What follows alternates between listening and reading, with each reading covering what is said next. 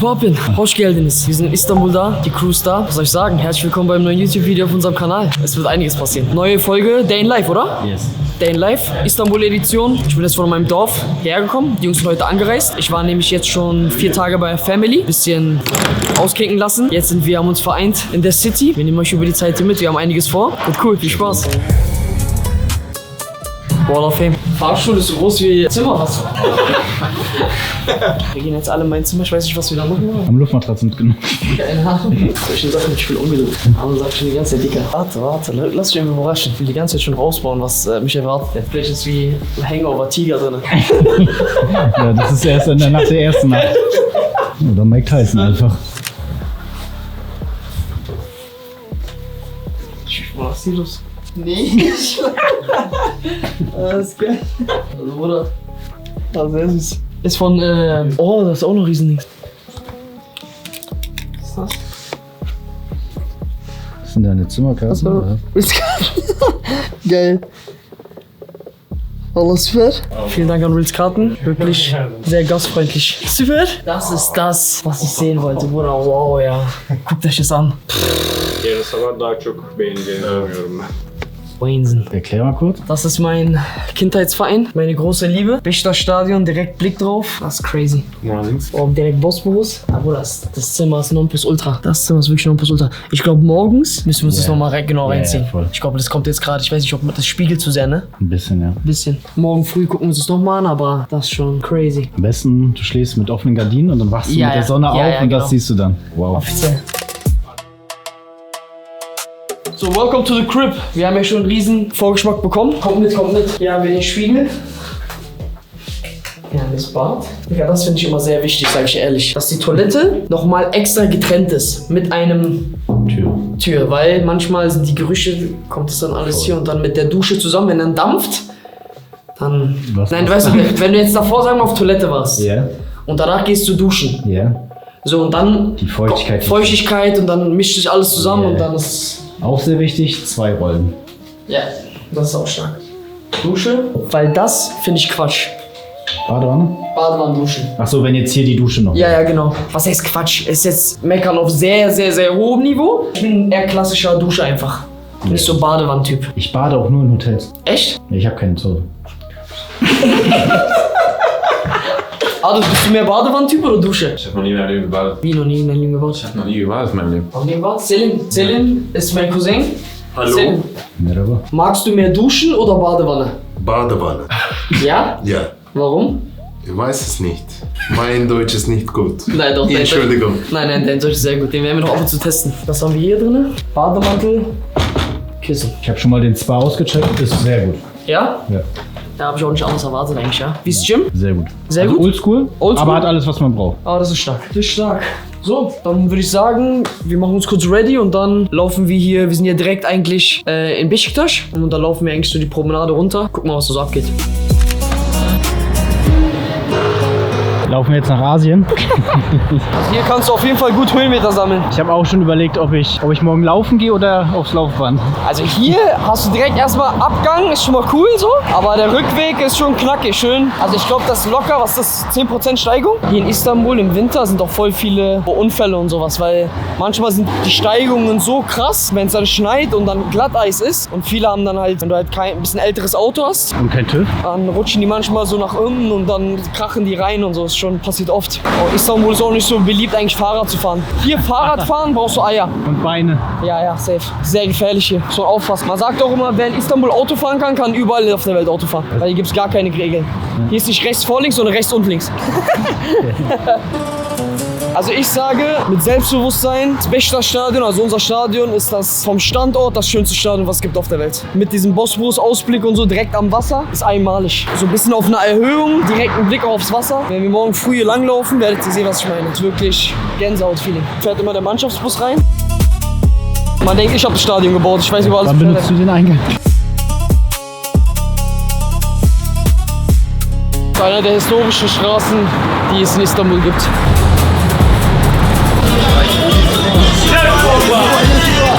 Jeder nimmt einen, ne? 1, 2, 3, 4, 5, 6.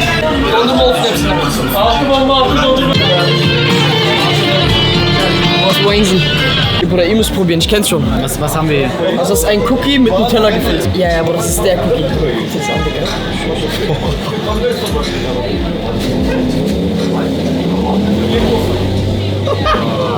Oh, wie ist da drin? Guckt euch das an.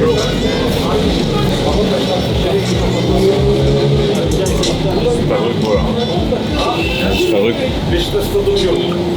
Aber davon so simpel. Ich schwöre. Ich könnte unendlich von essen. Ich schwöre. Wie kannst du essen? Unendlich. Wir laufen ja noch einmal vorbei. Rückweg. Das ist auf jeden Fall eine Bombe. Super.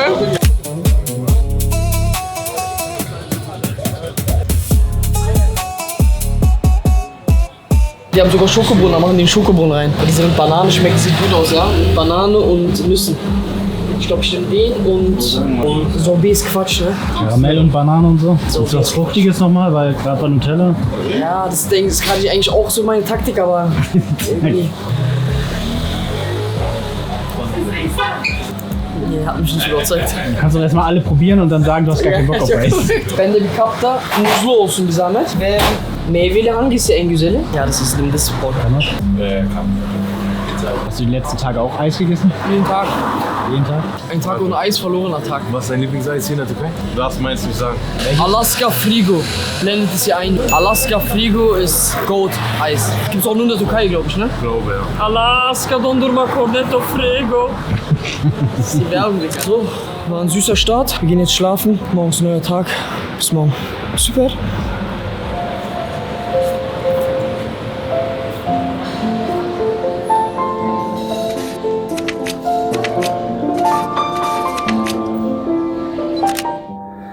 So Leute, guten Morgen. Neuer Tag, neues Glück und eine wunderschöne Aussicht. Ich glaube, das ist diese Aussicht, die mir gestern Abend meinten, was mich erwarten wird am nächsten Morgen. Oh, das ist wirklich verrückt. Ich hoffe, es kommt so rüber, wie ich es gerade live sehe. Aber das ist... Guckt euch das an. Sagt mir ein Stadion, was in einer schöneren Kulisse gebaut ist. Hier hinten sieht man den Bosporus. Wow, wow, Weaver. Guck mal, man kann sogar fast den Rasen, also man sieht ein bisschen vom Rasen. Crazy. So, jetzt wird man mich hier gleich laufen sehen. Und dann ein bisschen an der Promenade. Let's go. Ich mache mich ready. Dann werden erstmal ein paar Kilometer gesammelt. Let's go. Ich sehe gerade jetzt erst, ich habe voll süßen Brief bekommen. Dear Cyborg, welcome to the Ritz-Carlton Istanbul. It's an honor to host someone who proves that the greatest limits are the ones we place in ourselves. Thank you for inspiring others. Embrace the you versus you mindset every single day.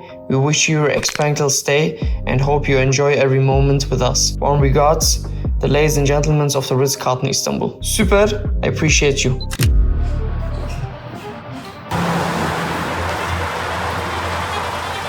Morgen. Morgen. Gehen wir mal ein bisschen Istanbul erkunden, oder? Sightseeing, ne? Ein bisschen Sightseeing. Wir haben hier eine riesen schöne Promenade. Mal gucken, ob wir jetzt mal so eine lange Strecke finden, genau am Wasser. Das wäre geil. Ready? Let's go.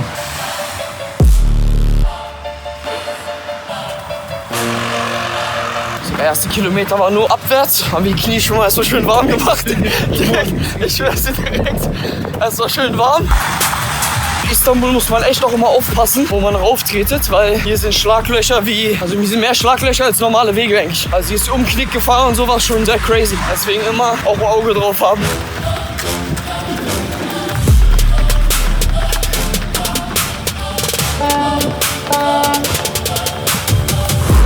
Könntest du dir eigentlich vorstellen, hier zu leben? Schwer, weil ich könnte mir schon vorstellen, für mich ist immer das Wichtigste, welche Menschen in deinem Umkreis da sind, dann kann ich überall auf der Welt leben. Bloß das Ding ist, hier, also wenn du jetzt genau in der Stadt wohnst, das wäre schon sehr Kopfschmerzen. Aber es gibt auch bei meiner Family so ein bisschen außerhalb, so 40 Minuten außerhalb am Wasser, wo du dann so deine Ruhe hast und wo eigentlich nicht so viel Verkehr ist und sowas. Das ist geil. Und du hast hier in der Stadt so gated Ja, Communities, wo du so in der Stadt, in deiner eigenen Stadt bist, wo nicht so viel los ist, weißt du? Weil wenn du 24/7 das hier diese Dings mitbekommst, ob es der Verkehr ist, die Menschenmassen, was auch immer, ich glaube auf Dauer ist es schon sehr, keine Ahnung, nervig. Ist schon cool, wenn du hier so einen Rückzugsort hast. Wenn du einen Rückzugsort hast in Istanbul, dass du so 50-50 bist. Wenn du Bock hast, ein bisschen unter Menschen zu sein, kommst du raus. Wenn nicht, dann nicht. Dann ist es für mich einer der geilsten Städte, die es gibt auf der Welt. Was die Essensmöglichkeiten angeht, was so die Aussichten, die Plätze und so, ist schon verrückt, was die Stadt hergibt. So von Modernität bis zu alter Kultur kannst du alles mitnehmen. Und es ist halt auch Multikulti, es ist eine Riesenmetropole so. Ich sag dir ehrlich, ich glaube, Menschen, die in Istanbul sogar aufgewachsen sind, ich glaube nicht mal die haben das ganze Stadt gesehen. Ich glaube, es ist unmöglich. Also alleine, wenn du auf die asiatische Seite gehst, ist ein Riesenareal, sehr viele Orte. Du hast ja bis jetzt eigentlich immer nur die europäische Seite gesehen. Ja.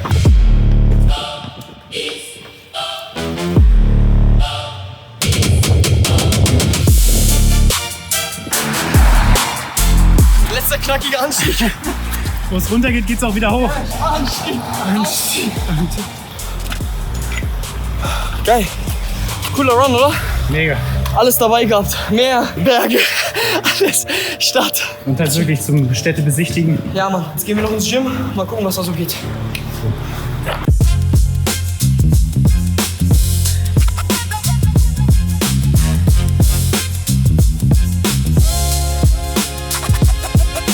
Das geiles Gym, ja? Bisschen oldschool, wie du meintest. Ja. Aber hat eigentlich alles, was wir haben. Laufbänder, hier ein bisschen Beine kannst du alles machen. Adduktoren, Schulterpresse, Butterfly, Rudern, relativ viel Kunsthanteln bis 34. Schon super. Geil.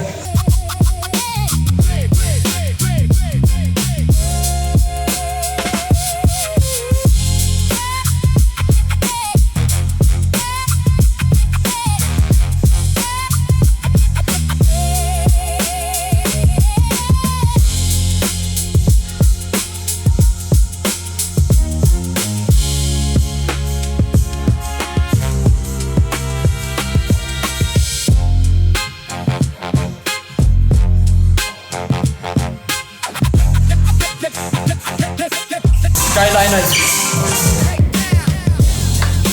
Seviye koymak istiyorum. Evet. 30 Bayağı bir şeyler değişti. Was passiert hier? Ersten türkischen Interviews. Ich hoffe, es ist gut. Ja, ich gebe mein Bestes. Sehr viele türkische Medien wollten Interviews haben. Genau. Jetzt sitzen wir und arbeiten es ab. Arbeit im Urlaub, sagst du? Würdest du sagen, man gewöhnt sich so ein bisschen dran? Oder wie fühlst du dich bei solchen Terminen? Bei mir ist immer Aufregung. Also Aufregung in dem Sinne, dass ich sortiere immer so meine Gedanken. Und jetzt erst recht, wenn jetzt so türkisches Interview, das allererste Mal, hast du ja so Sachen, die du sagen willst auf Deutsch, wie du es halt sagen würdest. Und wie ich das jetzt so gut auf Türkisch umproduziere. So, das war manchmal ein bisschen schwer, aber ich glaube, ich kriege es ganz gut hin. Die verstehen es auf jeden Fall. Aber es kommt auch Übung. Übung macht den Meister. Auf 3 Sprachen mittlerweile unterwegs, ist schon Ja, crazy. safe. Also manchmal, das was crazy war Guck mal, vorhin? weißt du, was ich immer krass finde? Leute, die so anfangs dein Englisch kritisiert haben, Ja. vergessen immer auch, okay, er kann aber auch Türkisch, er kann aber auch Ja, safe. Deutsch, er kann aber auch Englisch, weißt du, es ist... Oder, also, das, was ich krass fand vorhin, weil ich schon so viel Englisch-Interviews gegeben habe, habe ich angefangen, auf Englisch das zu erzählen. Also ich hatte manche Sätze, wusste ich, wie ich das auf Englisch 1:1 rüberbringen kann, weil es mir auf Türkisch nicht eingefallen ist. Habe ich dann gesagt, so, my against your inner voice und bla bla bla, weißt du, habe ich das dann so, da habe ich das so erklärt. Ich hatte letztens sogar, man wurde gesagt, du hast Englisch gut verstanden, wenn du anfängst auch ein bisschen ab und zu Englisch zu träumen, oder? Ich hatte letzten englischen Traum. Echt? Ja. Das erste Mal? Erste Mal. Also nicht komplett Englisch, aber ich habe in meinem Traum Englisch geredet. Ich hatte eine Konversation auf Englisch. That's crazy. Ja, nicht mit mir selber, oder mit anderen Leuten, die kann. Santa Monica'ya Was genau waren das jetzt für Termine? Ja, das waren jetzt die PR-Medientermine, die in der Türkei noch ausstehend waren. Alles hinsichtlich der letzten Cyborg-Season. Waren jetzt, glaube ich, 12 verschiedene Outlets da. Größenordnungen sowas wie FAZ, Tagesspiegel in der Türkei halt. Verschiedene Formate. Ganz klassische Interviews. Und dann gab es auch hier und da eine Reportage auch fürs Fernsehen. Da hat man auch nochmal gemerkt, wie krass das Ganze hier auch in der Türkei angekommen ist. Jetzt gehen wir zum Beşiktaş-Store. Ein bisschen einkleiden. Wir müssen die Mannschaftskasse ein bisschen ankurbeln. Verein supporten. Verein supporten, Den Digga. nächsten Transfer finanzieren. Ich meine ernst, bei Beşiktaş, ich sträub mich auch dagegen, dass die mir Sachen schenken. Ich will wirklich supporten auf Ernst.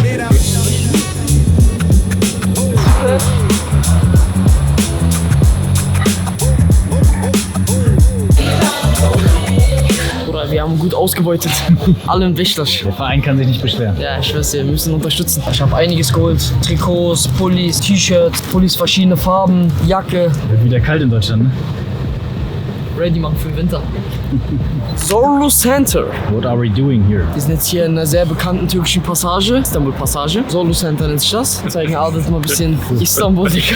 Wie findest du das jetzt? Sehr schön. Also auch die Stadt war gestern, als wir durchgelaufen sind und so. Gibt dir so ein Schön, bisschen Heimat-Vibe? Ja, auf jeden Fall. Wo ist deine Heimat? Kosovo. Gelsenkirchen. Gelsenkirchen. Nur der S04.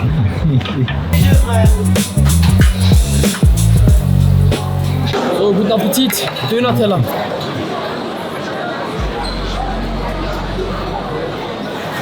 Ich liebe es. Jetzt geht's wieder zurück ins Hotel. Wir waren schön essen im Suma. Das werdet ihr in einem separaten Video sehen. Lasst jetzt den Abend ausklicken, gehen jetzt ins Hotel, bisschen chillen, ich bin todesmüde. Freust dich auf morgen?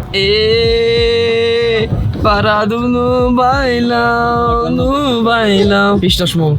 Beşiktaş'ım benim, biricik sevgilim. Söyle senden başka kimin var benim?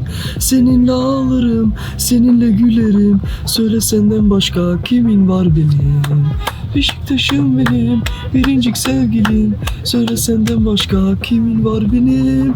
Seninle ağlarım, seninle gülerim. Söyle senden başka kimin var benim?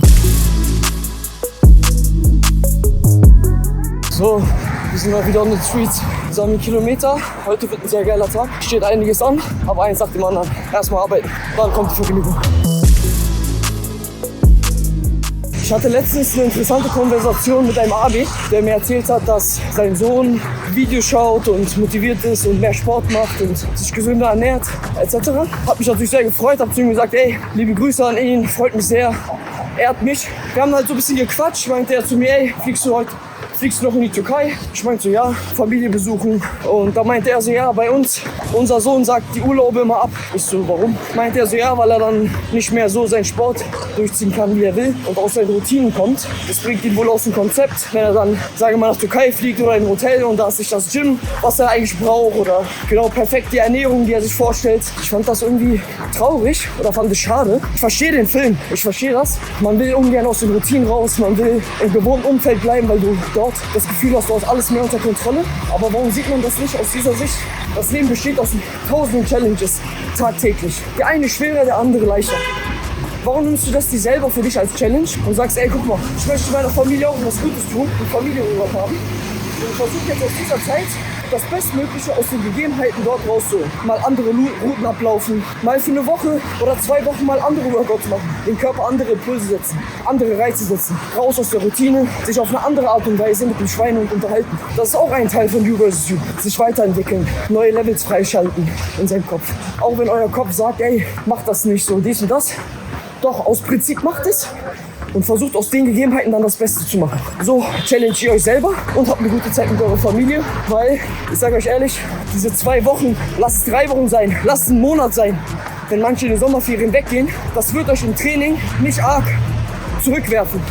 Wenn ihr trotzdem weiterhin Gas gibt, auf die grundlegenden Lebensmittel achtet, vernünftig isst und trotzdem auf eure Art und Weise trainiert. Da wird nichts verloren gehen. Das Einzige, was verloren gehen wird, ist die Zeit mit eurer Familie, die ihr später vielleicht irgendwann nicht mehr habt. Und was hat es euch am Ende gebracht? Denkt mal ein bisschen deeper. Die Zeit mit eurer Familie, mit euren Eltern, gibt euch am Ende keiner mehr zurück. Denkt mal drüber nach und vielleicht überwindet ihr euch dann im nächsten Urlaub oder wo auch immer, einfach doch mitzugehen und euer Ding durchzuziehen. So, nach dem Training gibt es Supplements. Ich packe mir das immer alles extra so ab. Hier ist so eine Supplement-Box, da sind alle wichtigen Sachen drin. Nehme mir auch immer so Proben mit. Und vertraut mir, kauft euch so einen kleinen Trichter. Den könnt ihr dann zum Beispiel dann halt hier so einfach auf die Wasserflasche tun. Und dann, ja, die Probe reinkippen. Dann habt ihr nicht so einen Shaker, der dann die ganze Zeit stinkt. Trinkt das aus und könnt die Flasche dann einfach wegwerfen. Und ich packe mir immer hier Flohsamenschalen auch immer in so eine kleine Tüte ein. Sehr gut für die Darmgesundheit. Dann ist man ready to go, auch auf Reisen. Und dazu ein Apfel. Super! Super! Oder ich pelle mich maximal, ja. Voll verdammt, Digga. Sonne abbekommen. Wir haben jetzt ein bisschen Spa-Action. Wir haben hier schön Sauna. Der Abel hat sogar schon Menthol reingemacht, ein bisschen für die Atemwege. Und wir haben hier schöne Dampfbad. Öffnet auch schon mal schön die Poren und macht so ein bisschen alles schön sauber. Hammam-Style. Einmal 10 Minuten, dann haben wir schön eine halbe Stunde. Und dann geht's weiter zu Beşiktaş. Das ist schon nice. Was macht der da? Was bringt?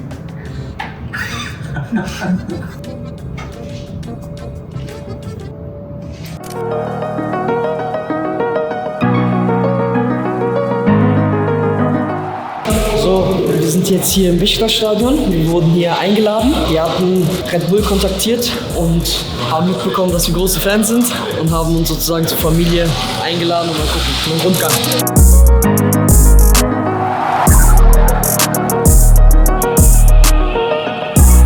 Yönetim kurulu üyesi. Hoş geldin. Hoş bulduk, memnun oldum. Ben de memnun oldum. Adam dedim sporcuya gelsin görsün, bir test etsin, baksın. Ne diyorsun?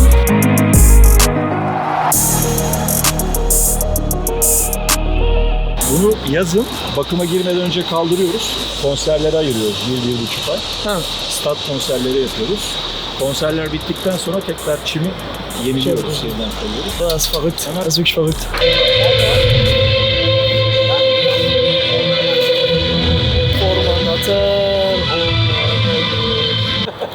Bunu sana teslim ediyorum.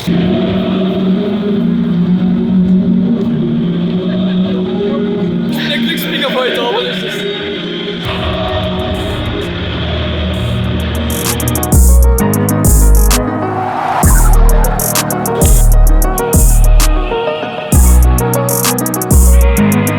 Neuer Rechtsverteidiger. Jenes Habeck. Gänsehaut oder Gänsehaut, ich schwöre. Guck mal, ich habe ja gar keine so krassen Bezug. So, ne? Ja. Aber durch dich und so dieses Gefühl ist unglaublich gerade.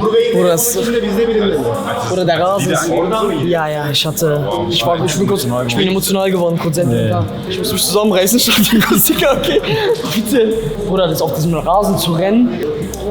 Oder wenn mir ein Spieler da kommt und der rennt nicht, er wird umgebracht. So, rennen, wie kannst du in diesem Stadion nicht rennen wollen?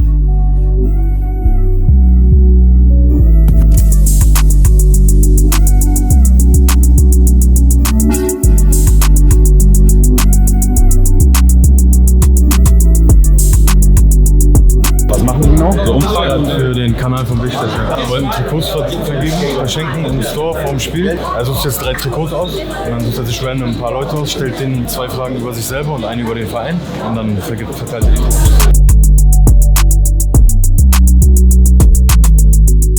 Ben Japonya'ya 3000 kilometre koştum. Baştan sonuna kadar. Kaç günde koştum onu? Vallahi çok iyi. Yakın tahmin. Super, wirklich. Mein Sohn ist ein großer Fan von dir. Wirklich, wirklich. Beşiktaş'la mutlaka sevgiler haben. Warum? War ein gutes Quiz, super. Maximal glücklich, ja. Glücksgefühle des Grauens. Für mich ist persönlich, damit ihr es nachvollziehen könnt, ich wollte damals immer als Fußballer immer in Verbindung stehen, Beşiktaş als Profi oder was auch immer. Und jetzt so durch ganz andere Umwege und wie das Leben, was für Geschichten es schreibt, so jetzt in Verbindung mit dem Verein gebracht zu werden und irgendwie ein Teil davon zu sein, ist verrückt. Deswegen ist das so, mein verstorbener Opa hat mich zum Beşiktaşlı gemacht, seitdem ich geboren bin und das ist natürlich seit Tag 1 in meinem Herzen. Wäre schön gewesen, hätte er es miterlebt, aber ich glaube, er guckt mir eh zu. Er guckt von oben zu.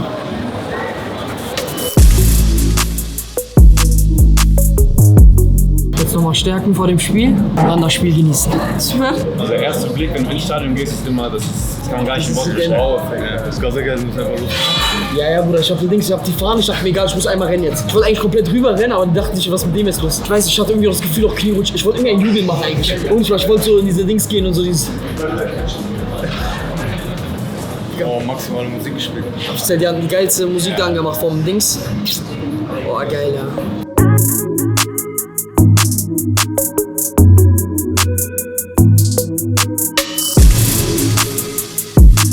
Das war das allererste Logo von uns. Und dann so. Seit welchem Logo kennst du es oder wie lange ist das her? Na, ich bin natürlich mit dem aufgewachsen. Das ist das legendärste Trikot, ja. Stehen überall die ganzen Namen der Spieler und sowas. 100-jähriges Trikot. 1903 gegründet, 2003 Trikot. Das war das Spiel, wo wir gegen Galatasaray 5-0 gewonnen haben. Und den Pokal gewonnen haben. Weißt du, warum wir Türkei-Symbol in unserem Logo haben? Weil wir der erste Verein waren. Nein, weil wir der einzige Verein waren, der alle 11 Spieler für die Nationalmannschaft gestellt hat. Deswegen sind wir die einzigen, die das türkische Logo haben. Crazy. Alle 11 Spieler von uns waren die 11. Nationalmannschaft und deswegen wurde uns das erlaubt. Krass. Du hast was Neues dazugelernt. Adet, wir haben ja den Dezibel-Rekord gebrochen gegen Liverpool zu Hause, wo wir waren. Das lauteste Stadion der Welt. Das lauteste Stadion der Welt. İnönü'de kaç kişi izleyebiliyordu? O dönem 30.000 kişi. Nur mit 30.000 Zuschauern. Und offen halt, ne? Und offen. Ja. Und hier drin ist es 100, machen die es nach. Komm mal rein. War das nicht auch Beşiktaş, wo Werner so sich die Ohren zuhört? Ja, ja. Genau, ne? Er sich auswechseln lassen hat.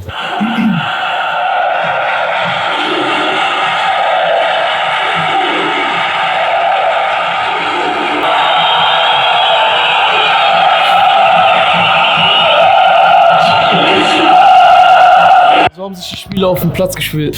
Kannst du mir nicht mal sagen, was du von ihm willst?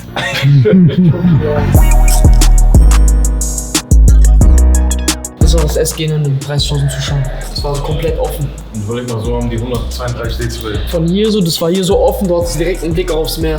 Weil es nicht zu war, weißt du, was ich meine? Das war crazy. Und hier waren die Verrückten, hier waren die Verrückten und hier waren die Verrückten. Ich war oft hier immer.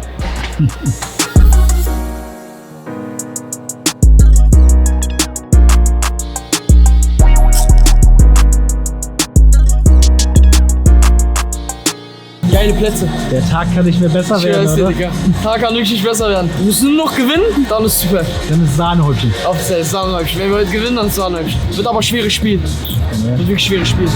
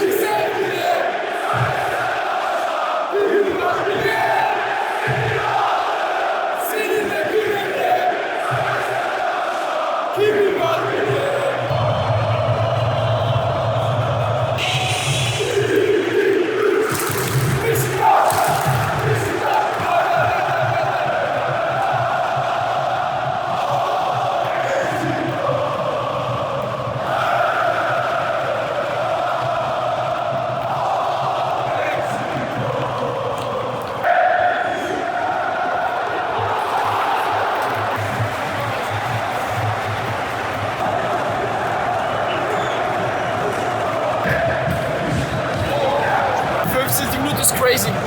10 Mann jetzt, Digga, wir müssen gewinnen, Bruder. Das ist halt auf. Wenn wir eine Sache nicht können, dann ist das. Ja, wir sind Katastrophe, wenn andere Mannschaften sogar noch ein Mann weniger sind. Aber egal.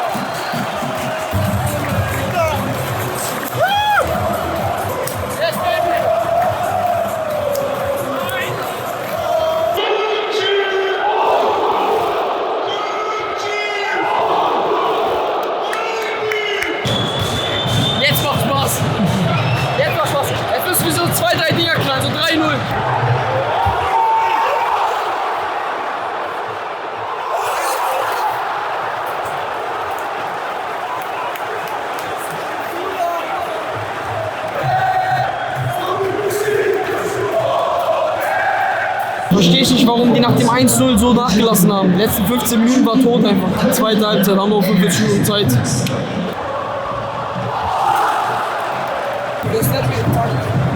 Sieg ist Sieg.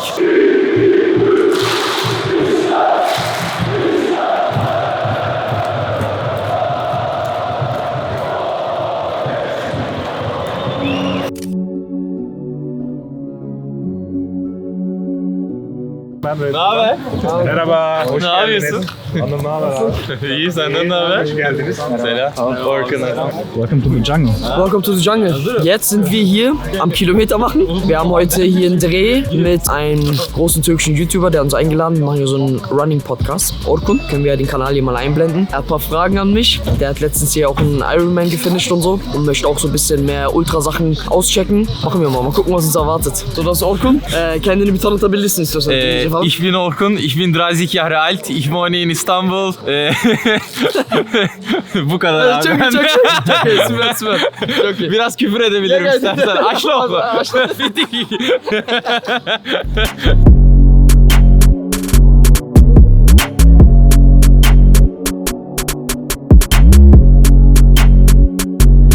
Kurz knackige Runde ya, hat Spaß gemacht. Ja? Orkun çok sağ ol. Abi ben teşekkür ederim. Bayağı keyif aldım. Görüşüyoruz 2 hafta evet, sonra. 2 hafta sonra Berlin'de görüşeceğiz. Also wir treffen uns in Berlin, es sind 2 Wochen in Berlin. Da drehen wir auch nochmal ein cooles Video zusammen. Das Video werdet ihr dann auf seinem Kanal sehen. War ein geiler Running Podcast, değil mi? Running Podcast Evet. oluyor, evet. Checkt Orkun gerne aus und wir sehen uns später wieder. Süpersiniz. Auf Wiedersehen. Auf Wiedersehen.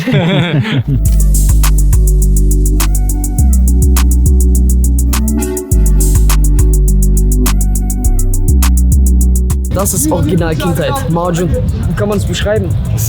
Zucker. Also Zucker. Die einfach kennen. Ist einfach so flüssige Haribo-mäßig. Jolly Ranch, fast 1 das gleiche.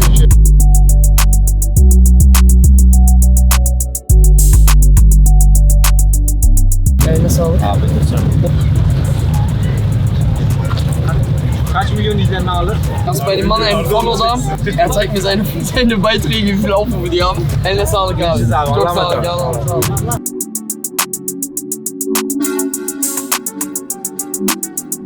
Jetzt fahren wir rüber mit dem Boot. Das sind aber nur 800 Meter, hätten wir noch schwimmen können. Ja, wegen der Kamera hatten wir echt. Deswegen war jetzt ein bisschen unpragmatisch, logistisch gesehen. So, wir waren jetzt hier gerade bei Mahlzeit essen. Das Video seht ihr aber am Mittwoch im Kanal. Deswegen checkt schon mal jetzt den Kanal ab, Like da lassen, abonnieren. Ich hoffe, ihr hattet Spaß beim Day in Life Istanbul Edition. Und ja, Mann, sehen uns im nächsten Video dann wieder, wenn wir hier vor dem Laden sind und Döner essen. Bis bald.